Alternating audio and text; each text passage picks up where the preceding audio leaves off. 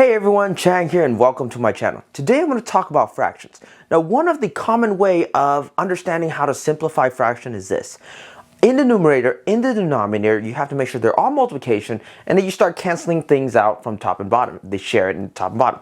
That's not necessarily the case. Now, throughout my experience, I've always encountered these kind of questions. I sort of dismissed it as offhand special case, right? That's our excuse when we're, as instructor, we're not entirely sure why it works or why that happens to be the case. It's a special case, just happens to be a one-off, but it's really not. So let's look at this. We've been lied to this whole time. Fractions are a lot easier than having to make sure everything is multiplication and they canceling top and bottom. For the example, right here, we have 16 over 64. We want to simplify it? Not bad. Well, the top has a 6, the bottom has a 6, cross them out. Okay, so the final answer is 1 over 4. Don't believe me? Check it with a calculator, right? That's the simplified form. Let's look at the next one. Well, we have 19 over 95. They share 9, cancel the 9. 1 over 5, right? Simple as that. Let's just make it consistent, so let's just make it black color. All right, 1 over 5. All right, cool. Special case, special case. Let's look at the next one.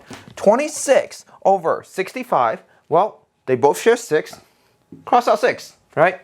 So that means we have 2 over 5. Okay, special case arguments sort of going out the window, right? Let's look at the next one. Well, 49 over 98. Now, come on, clearly, no way, right? Oh, yeah. Cross out the 9, cross out the 9. You have 4 over 8. Or we can simplify it further, right? That's just 1/2, right? You divide top and bottom by 4. All right, so let's look at the next one.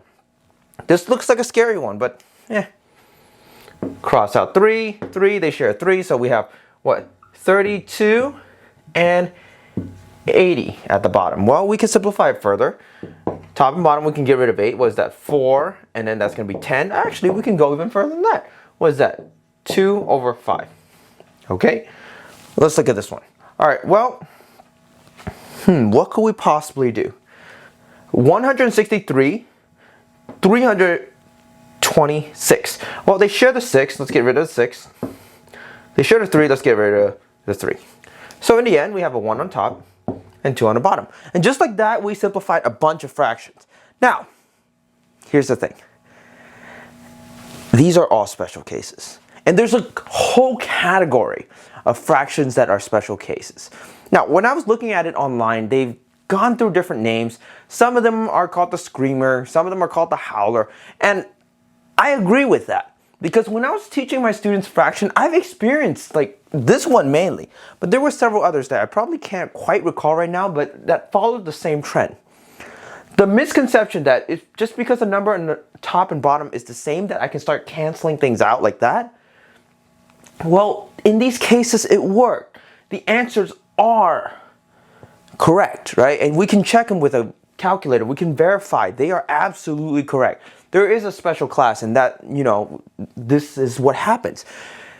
The reason why I agree so much with it being called the screamer or the howler is because guess what? It's frustrating because this is not always the case. These are all special cases. A simple one is just, let's look at this, for example. 12 over 24. 12 over 24. Well, if we go by this rule, the number they share is just 2. So if I cancel that out, that's 1 over 4. That's not the case at all, right? We know, hopefully, 12 over 24 is actually 1/2 because 12 times 2 is going to be 24. So this is very tempting. And I wanted to point this out because guess what? If you're a student, pick on your teacher. Show them a bunch of these and be like, what the hell? You taught me wrong. But if you're an instructor, be prepared to see something like this, right? There is a whole class of special case fractions, known as screamers, known as howlers, and there's probably several other names that might have gone by. And there is a special structure, a little more complicated to prove, but there is a special structure of fractions that you can always create, such that when you cancel like this, the answer is actually correct.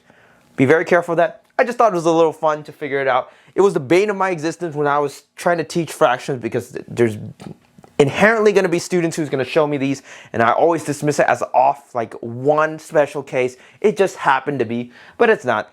there is a whole class of it. So hopefully just a fun little video showing you guys special case fraction, poking fun a little bit that maybe we learned fraction wrong. No, the correct way to simplify fraction is still the same, right? The top and bottom, make sure they're all multiplication in some way, shape, or form, right? It could be parentheses multiplying by parentheses, where inside it could be adding and subtracting. But if it's the same term on the top, same term at the bottom, and they're all multiplication in a way, you can simplify them by canceling out. You can't always do this. This is a special case. This example just clearly right here shows that it doesn't always work, right? So make sure, don't forget, practical joke, that is it.